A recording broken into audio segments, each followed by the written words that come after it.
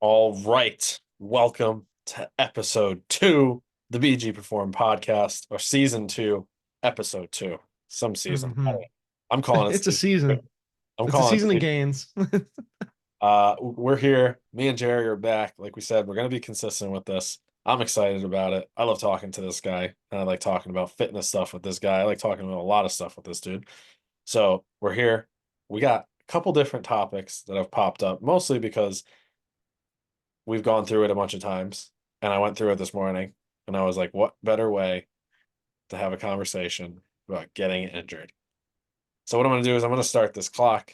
If you listen to the first episode, we got an AM tap going on. We're going to give ourselves 30 minutes to talk about as much as we can regarding to the topic today. And I'm going to hit start. You ready? I'm ready. 10 seconds. All right. Just what is AmTap again, Brandon, for the As people? much talking as possible in All three, right. 2, 1. Let's go. All right. So He said, let's go. getting injured. This morning, I went through an entire thought process of feeling like kind of okay, kind of not great. And if you don't know, if you've looked at the YouTube or you've been watching anything, I signed up for a triathlon. So the last few weeks, I've been kind of dipping my toes in the water with a lot of this stuff, the biking, the running, but I've still maintained lifting throughout. And I think that before I get into the details of that, injury is always going to come up in some capacity in training. And I think it's important we realize that because we cannot avoid injury at all costs. I think if we learn enough about ourselves and we learn enough about the body, we can make educated decisions, right? Um, Steal a line from Deadpool. It's an educated wish that we don't It's an educated wish. it's an educated wish that we don't get injured. But I we forgot can about it. we can make educated guesses and decisions based on how we are as a mover, how we are as a person, and what we need for our sport and what we don't need, right? And I think that's when injuries creep up, there's always something behind it to learn, right? Whether it's the reason we do it, whether it's the ins and outs of why we do it, it's the reason like why we shouldn't be doing something. And I think that both of us have dealt with enough because we train at a certain level. I think with me, one of the biggest things when I started coaching that helped me progress was fucking myself up so many times. I remember when I first made the switch really from like competing at high level CrossFit. Well, I wouldn't say high level because I wasn't high level, but competing in CrossFit, trying to compete at a high level, trying to, do some of the stuff that you'd see these high level guys do. Being highly competitive. There you go. Oh, yeah, yeah. I just wasn't competing was the problem. Yeah. But I was like I was training as if I was, which was the issue. And then stepping out of that because I was so fucked up into a phase of like, all right, I just want to get healthy and move better. And now I've been kind of dipping my toes back into that. I want to perform, because I signed up for the triathlon. There's other things that I always want to do, like jujitsu, like just training in general. And you're going to get fucked up as you try new things and as you push yourself to that limit. But I think that, you know, one of the things me and Jerry were having a little conversation before this, and one of the things that struck me that he said was the recovery gets quicker every time, right? And I think that one of the things we start to see as we get injured more, we have, because one thing I see as a coach, and one of the things that bothers me as a coach is that when I have clients that get injured or when I myself deal with an injury, I start to learn what to do, right? And very much early on, you can tell me your experience on this in a second, but like very much early on, I was like, something hurt, stop, like just stop, right? I've learned very much that when something hurts, it's not to the point that it's like keep going, get through it, like push through, no pain, no gain type thing. But it's more this thing where it's like, okay, we have to explore where the pain is coming from. And we have to find what isn't causing pain and what is causing pain. And I think a lot of times when we have pain that comes from the body, it's telling us something, but we don't have to just stop, right? We can explore and there's tons of things we can do. Like this morning, just to kind of go back into my story a little bit before I hand it off to Jerry, I, probably should have taken a rest day yesterday. Make a long story short, I went to my first ever mosh, and that was an experience. A Uh, mosh? yeah, like hardcore music. Have you ever seen this stuff? Like a mosh pit? Yes. Oh, Yeah, that's your first one? yeah. That Dude, was the first. blast. Yeah. And Martin, who is my jujitsu instructor here in England, invited me. That's like his favorite thing to do. He's like, "Oh, I go to like 2 shows a week." He's like, "You should come just to check it out." I was like, "All right." I don't really like that's not my scene, but I was like, I'll go look. And we were there pretty late. I didn't get home till late. It was an experience and a half. A funny ass story on that. We could talk about it later if we have more time. But it was my first experience. Got home super late, didn't sleep well, and I woke up early just because of like the clock that I have in my head. I woke up super early on Sunday. I was just dead. I was like, "Ugh, I don't know if I should do this." So I got up and I just started moving. Went to go for a run. Ended up running for 30 minutes. And then this morning I woke up and I was feeling good. Went for a run. Got to the gym. First exercise I did at the gym. A little bit of like a twinge in my shoulder. I was like, it's just gonna be one of those days. And basically was like in my head, like, don't go crazy, don't go crazy, don't go crazy. And then I did my second exercise and boom, hip goes. I was like in the gym, like by myself. There's people around me, and I just had like 26 kilo dumbbells in each hand. I just threw them, and I was like, fuck. And I just turned around, and some kid was like looking at me. I was like, oh, I'm so mad at You're my next. yeah. So, it just kind of popped in my head to talk about this, right? Because I think that when these injuries come up, it's so easy to just get pissed at myself, which I am, right, in the short. But it gives me an opportunity to really sit there and say, all right, what the fuck happened? What did I do? Right. And those days before, right, that's a sign when you wake up and you're like, I don't know if I should do this. To a certain extent, when you're not competing, when you're not in a space where you have no reason to go that extra mile. Oh, let me say this because that's not true. When you're in a space physically, right, you learn from this stuff enough that you know when you're good to go and when you need to take a step back, right? And I think yesterday was one of those days where I should have taken a little bit of a step back and I said, fuck it, right? And I paid the price. And the price is wrong today. So like Price is wrong, bitch. the price is wrong. So, Jerry, you know, things you've dealt with, experience with injury, just talked a lot there, but I think that as we start to learn about this stuff, you and I and the experiences we've had, injury comes, injury goes, but learning from that makes obviously that recovery, that situation a lot easier to handle. And yeah, I guess what are your thoughts on that in this context? Yeah, I mean, gosh, I'll make a very long story as short as possible, but I mean, it goes back to the reason I got into this industry is because I tore my rotator cuff. I heard it when I was like 20, 21 years old. Um, What's and I wanted to make sure, shit, I'm 29. Fuck, I keep saying it. 29 and 30 now. yeah, I'll be 31 in December. So it's coming up there, but almost 11 years ago now. Jeez, that's crazy. Anyway, Damn, um you tore your rotator cuff and I was fat.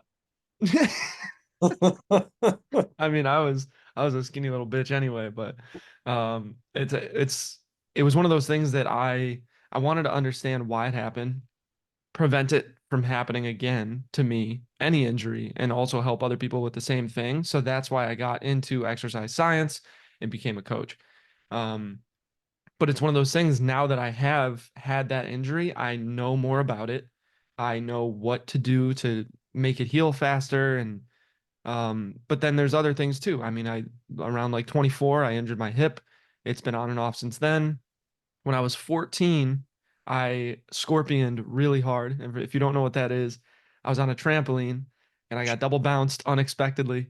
I Oh, landed on my chest and I kicked the back of my head so fucking hard that I locked up. And ever since then, I've had nonstop like spasms in my back throughout my teen years and then like into early 20s.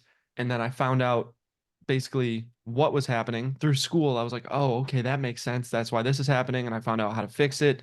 I've worked with other professionals as well and got their opinion. And now, like, what would keep me out of commission for a week takes maybe sometimes 30 minutes and I'm back to my fit, which is insane because I remember I couldn't move. I couldn't basically do anything because of my back. Um, but it's one of those things like it now I know what I can do to work around it, not through it, like Brandon said, but around it. and what I can do to make that healing process move quicker. Um, but at first, it was just stop. It's don't do anything. I didn't do anything, even with my shoulder. I didn't do anything with my legs because I was terrified. I was like, if the body needs to heal, I must stop moving, right? And that's obviously I not think, true because you could do other things for lower. You could even do other things for upper as long as you're moving in a pain-free range of motion. yeah, I think one of the things too is that exactly. It's like as you get injured, obviously things are going to hurt, but this is why it's so important to have either a professional like ourselves or someone who's experienced it, or just in general the opportunity to just play around because most of the time with this stuff with injury, number one, stopping is the worst fucking thing you can do. Like Hmm. stopping everything and just sitting there and doing nothing is more often than not the worst thing to do because it stops like obviously it stops the body from moving, it stops blood flow, and that's one of the most important things for an injury. And, I've even had injuries, like you said, where it's like, okay, it used to take days because I wouldn't move, and it takes so much longer because you don't move. If you can get your body moving and start to introduce, you know, blood flow, break a sweat, sometimes like I'm interested to see how my hip feels, through a night of rest and not doing anything. Obviously, tomorrow morning it's gonna hurt when I wake up. But after that, once I get moving again, once I get through, what I can do in the gym tomorrow, how is it gonna feel? Because I think with a lot of this stuff, you can really just start to move around this and help your body so much more and get used to it and know, because a lot of times with these injuries, yes, something is causing pain and it hurts. But I'm sure if we move around some of this stuff, it's very simple to kind of find what does and what doesn't work, you know? You gonna say I something? want to make a point. You made a good point without actually like touching on it. Is you said in the morning it's gonna hurt when you wake up. That is one of the biggest mistakes that people make is they wake up and they're like, oh my God, it's worse, or oh Yeah. man, it still hurts, and they decide not to do stuff. But oftentimes, like if you start to move and you just like take yourself through range of motion that you can get through, you'll get blood flow to the area, it'll wake it up and it'll start to feel way better, even within like 10 minutes. Yeah. So like if it does hurt, don't just stop And I think all movement. another like and I think one thing now as we're kind of like talking through this, I think we can kind of give some tips that can help for someone to take away who either has gotten injured or is dealing with that currently. I think one of them is as simple as like a hot shower, right? I've had some Mm, things where I was just like, fuck, I am in pain, like, oh my God. And then I take a hot shower and just feels a little bit better, right? And I think one of the worst things is ice. And I'm such a yeah, kid of dude. icing, and I still see so many people do it. And like being at the level that I'm at with the people that I deal with, and I see the way that they handle injuries, I'm just like, bro, like no, no, no, no. And it's such a, you know, I've seen enough people talk about it that I'm surprised it's as like abstract of a thought as it seems when you talk to people. But like icing does nothing for you. Like I'm not even a fan of ice baths anymore. I like and I was actually just reading something today that there was a study that's showing like it has negative effects on Hmm. muscle growth, right? And I think icing and ice baths and all this stuff are just and what's the other thing? Saunas and No, not saunas, the cold one version of that. What's the thing? oh shit. You sit in a room and it's just like dry ice is falling on you. Like the mist. What is that? Cryotherapy. Cryotherapy, yeah. Yeah. Like all that stuff is such a load of horseshit because it's obviously it helps, and I think one of the It's biggest things with flashy. injury, That's I think one of the biggest things with injury is getting out of pain first. That's the first step, right? If you can. Well, actually, that would be the second step. The first step is obviously identifying what is the pain and how is it being caused, right? Step number two then becomes how do I get out of pain, right? And I think with ice, cryotherapy, ice baths, all this stuff is because from a scientific perspective, right? And you can correct tweak anything that I say. Ice is going to stop our body from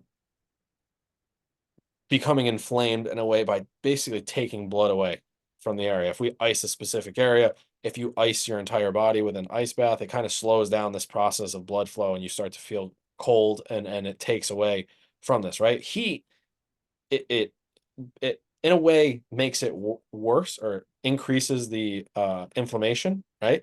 But we have to understand that our body's inflammation is a healing factor, right? And you don't want to take that away unless it's like to the point where it's swelling and it's like getting in the way of movement or it's going to take away from your daily activity.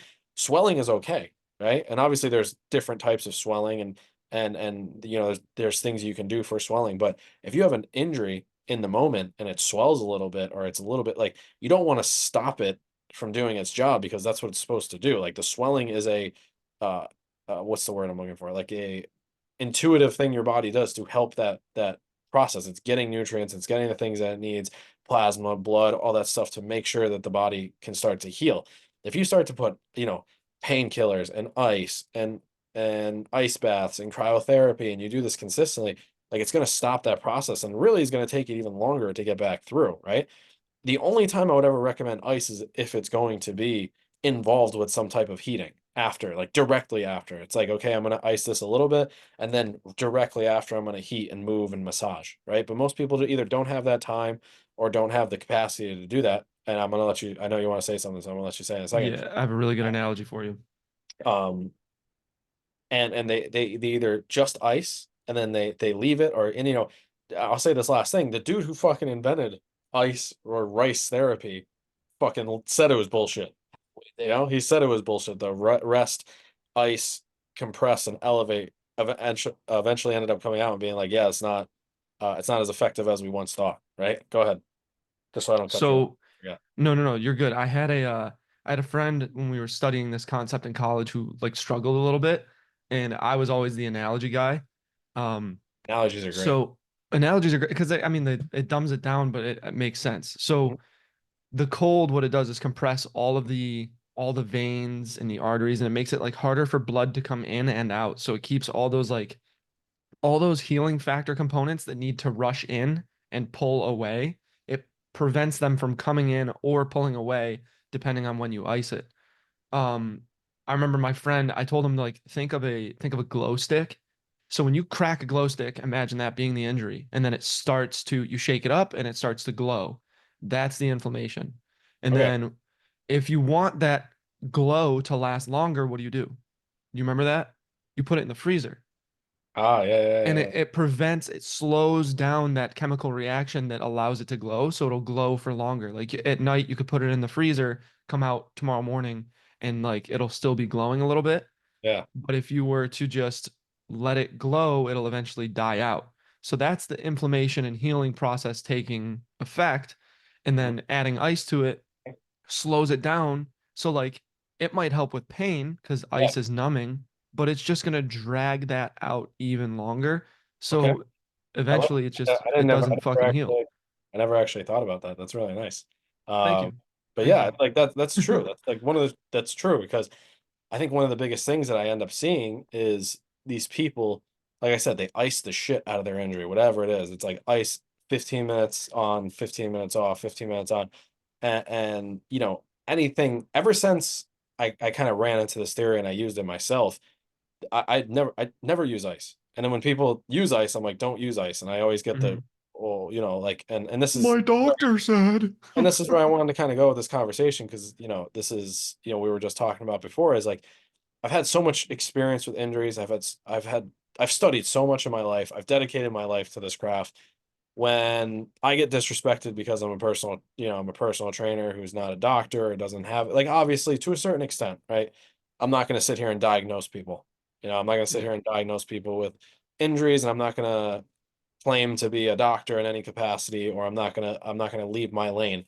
But with the experience I've had and the amount of times I fucked myself up and the amount of times I've fixed myself, right? The experience alone should be worthy to just sit down and listen and give it a shot. You know what I mean? And I think, you know, sometimes we look at training because of how the trainers are in the industry and the way that some of them act and they don't respect themselves as trainers. Everybody pays the price for it, you know? And I think one of the biggest things we need to focus on is like with some of this stuff, with injuries, with rehab, with prehab, right? It's setting ourselves up so when the stuff does happen, we actually learn from it and don't fucking waste our time after that being like, oh, well, you know, rice, rest, ice, compress, elevate. And that's, you know, that's what you're supposed to do. I don't know if you ever heard, I read a story long ago that, well, not so long ago, but like maybe two, and it was when I had Thrive, I think. Maybe 4 years ago, 4 or 5 years ago. Uh, Tom Brady had a trainer, and I think he still works with this dude. It was the TB12 method, whatever. But Alex Guerrero is his trainer's name, and he was actually a very controversial and like polarizing trainer at the time because he was someone who recommended movement during injury.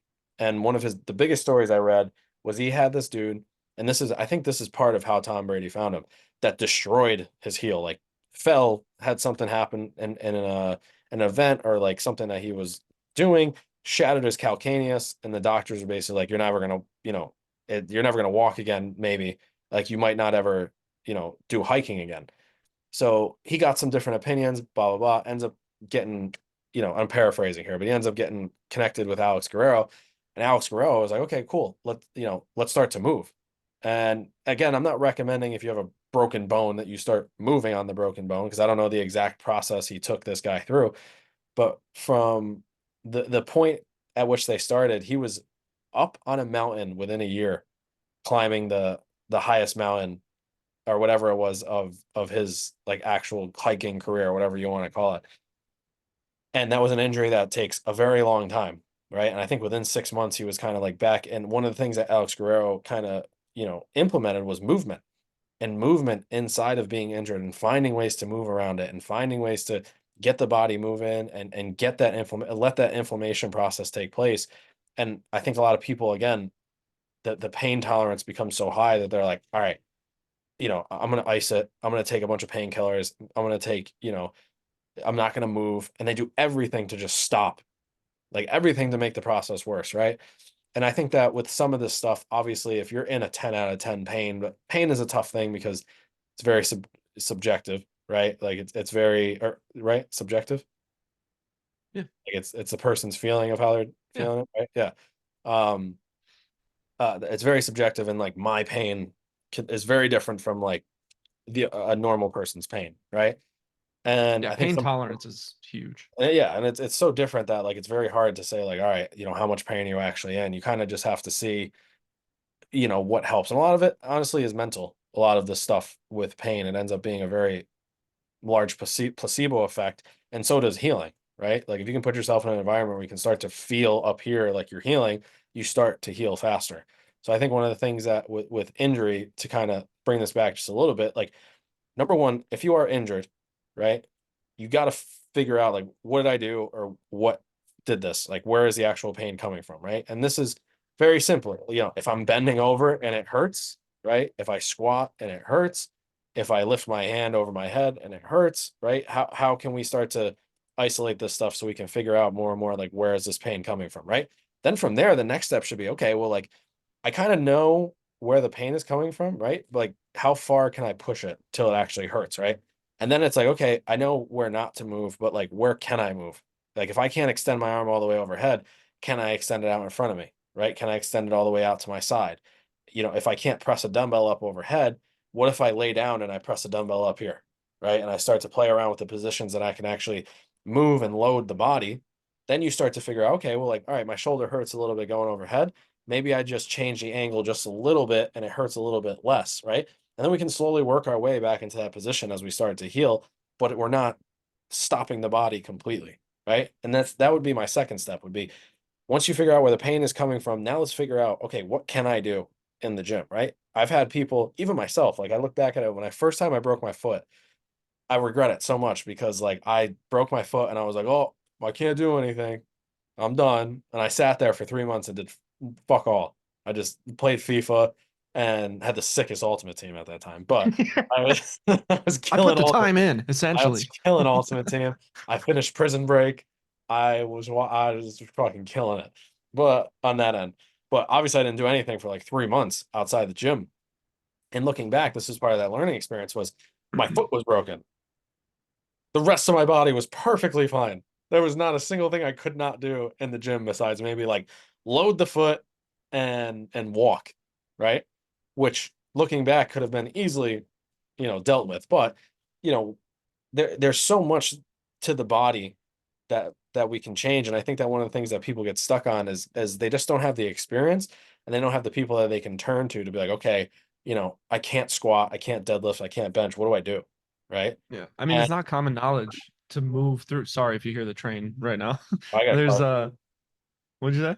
There's cars going back and forth on the street, so you All guys right, are sick. hearing that too. I can't hear it on my end, but All right, good. that's like it's not common knowledge to continue movement through something like that. So I mean, that's you weren't a coach then, and it was like really early in your fitness career. So like that's something that anyone would have done was just Yeah, stop all movement.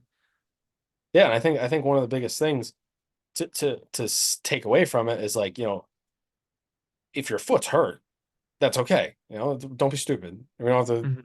be like doing things we don't need to Start do. playing kickball with that foot. Start playing kickball. But like like the rest of your body we can do stuff, and I think that what we get caught up in, and even I get caught up in, and is like, okay, well, if I'm not able to do my full workout, am I actually working out? Right. And that's a hard thing.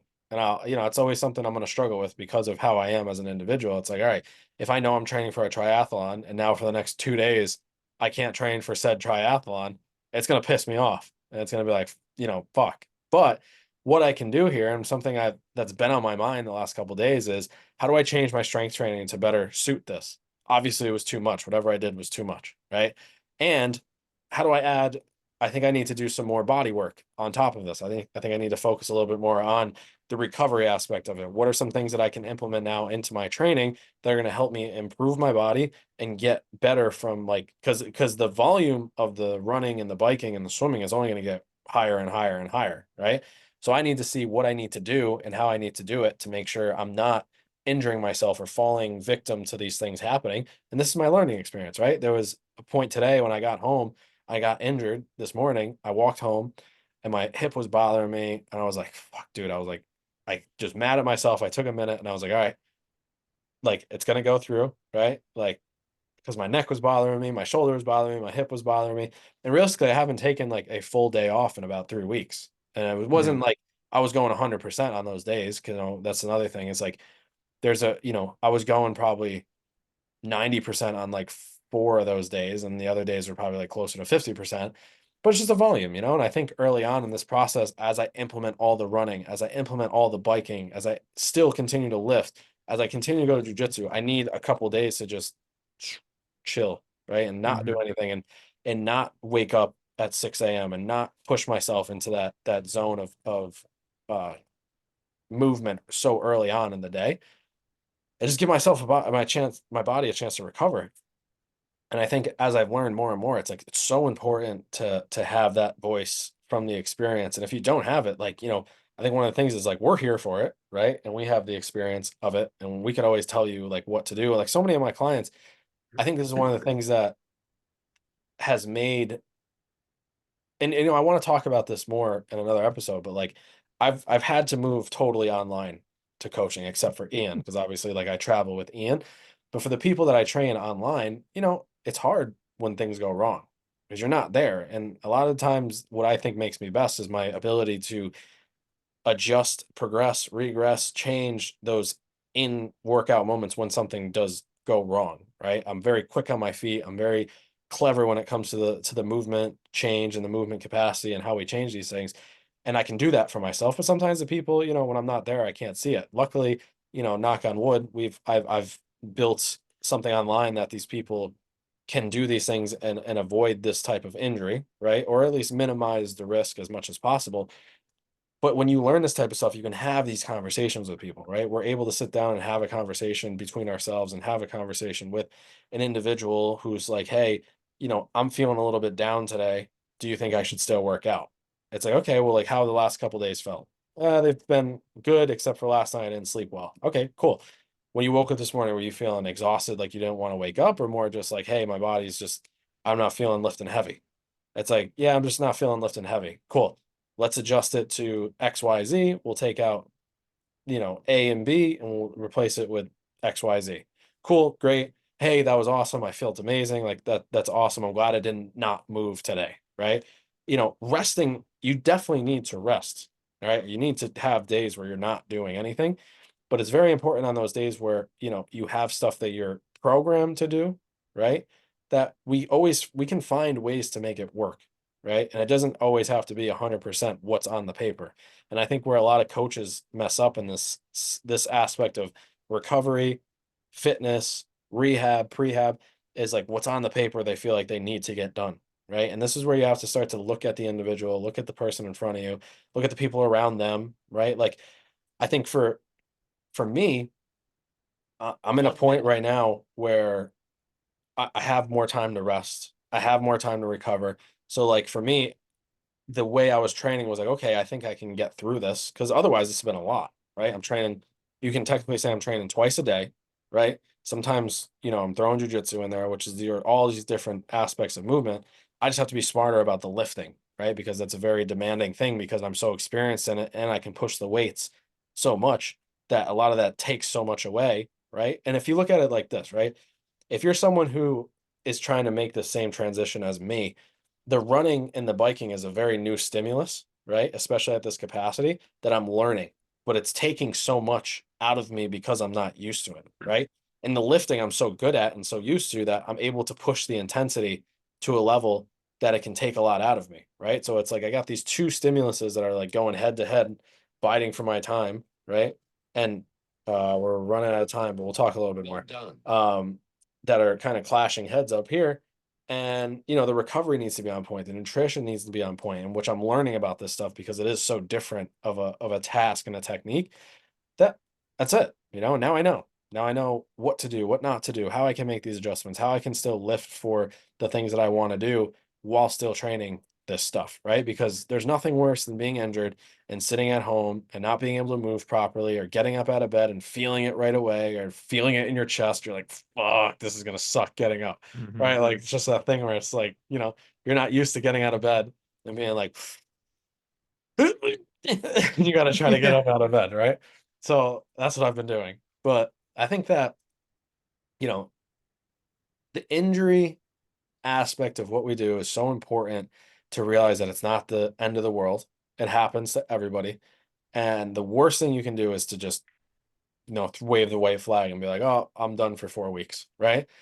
And doctors who recommend that, if they ever do recommend that, go find somebody else. Like stay away from Mhm. that person who's like, don't move, don't do anything, you're never going to do that again. If a doctor ever says, unless your legs are cut off or you're paralyzed, like, and for them to say like, you're never going to do that again is such a It's dumb always statement. horseshit. It's such a It's dumb horseshit. statement to say to somebody, right? Because even in today's world where mental illness and things like that are, a lot of this stuff, they get diagnosed with things and then they make it their personality or they make it Hmm. like, their diagnosis, they become the diagnosis.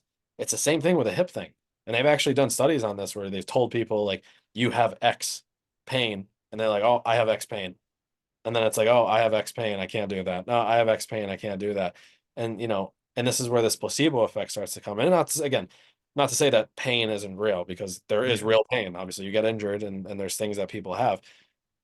But with a lot of this stuff, you can work through it if you're smart. Well, you can work through it if you do the right things and you plan everything in the right capacity and you know the right questions to ask, right? And every time you do something and you fuck up, you have a better question to ask, and you have a better question to ask, and you have better answers.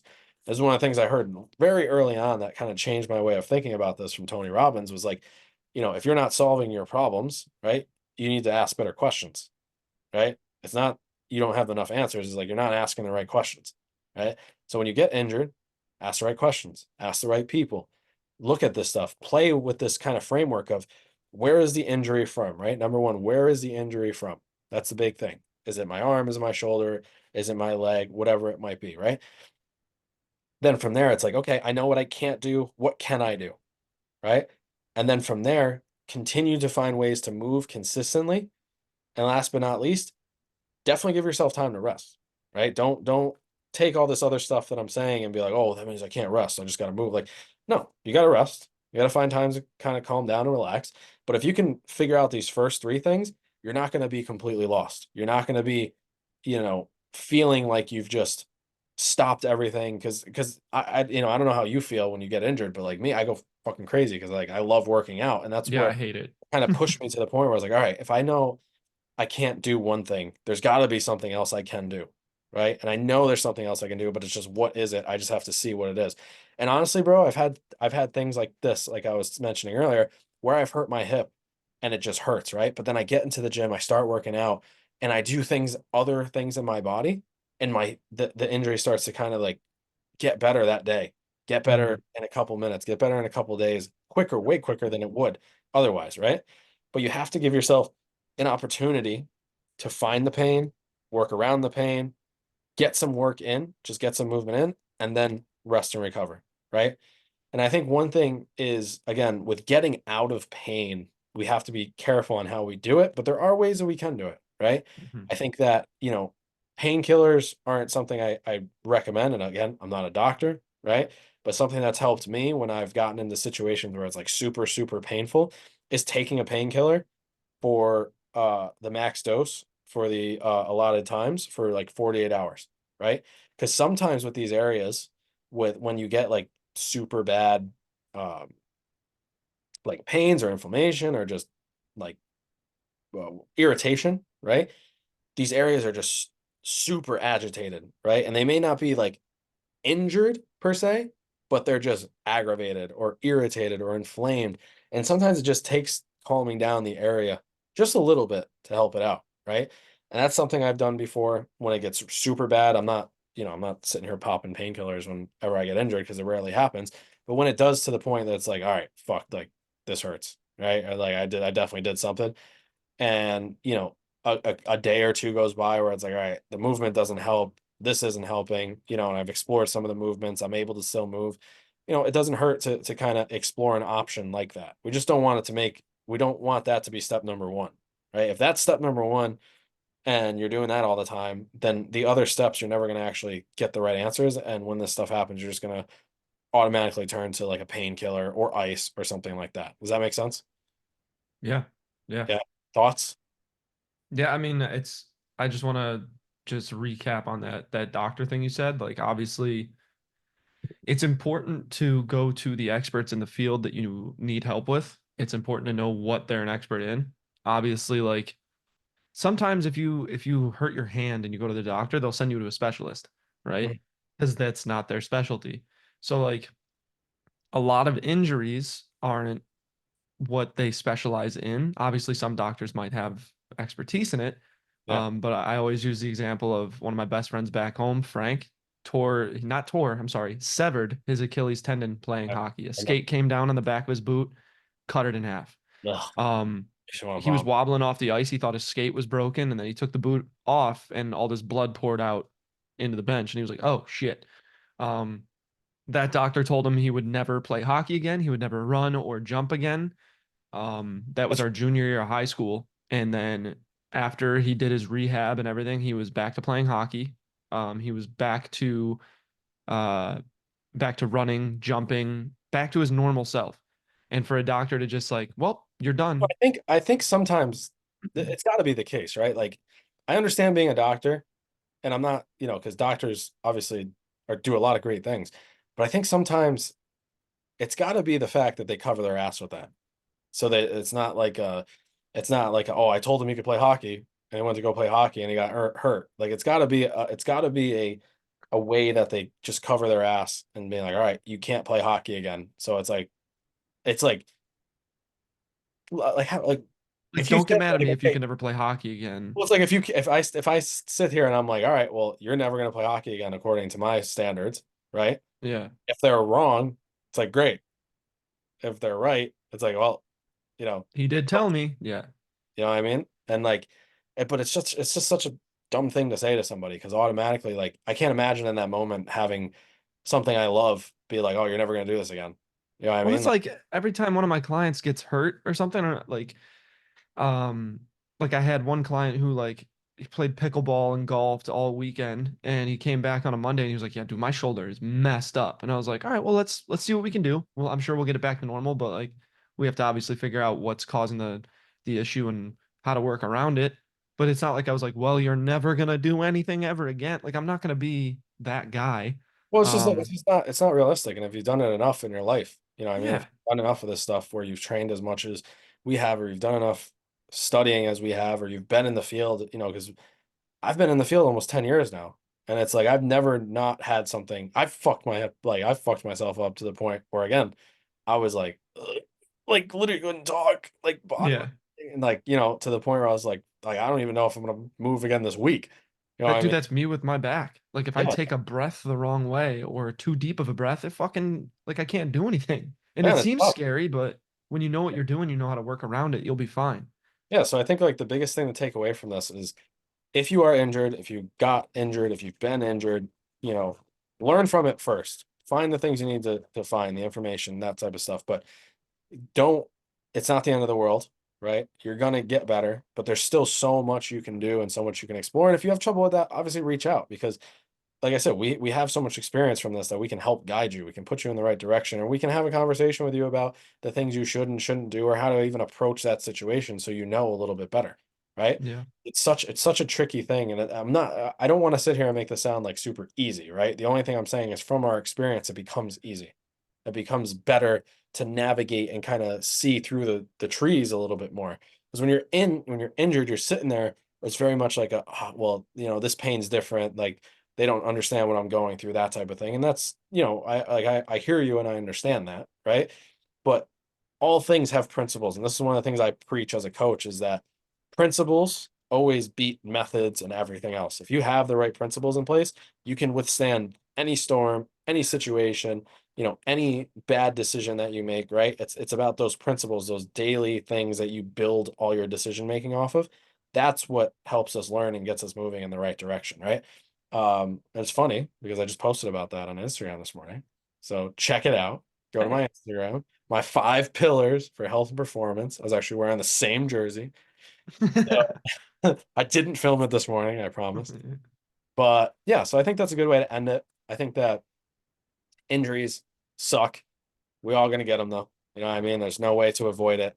There's a way we can minimize it and put ourselves in the best position possible. But I think it's just also understanding like in fitness, I keep going back to this because it just keeps popping up in my head is there is like fitness is movement, right? Hmm. And there's so many ways to move that like if something's uncomfortable, just don't fucking do it. And I mean, Yeah. like, what's the point?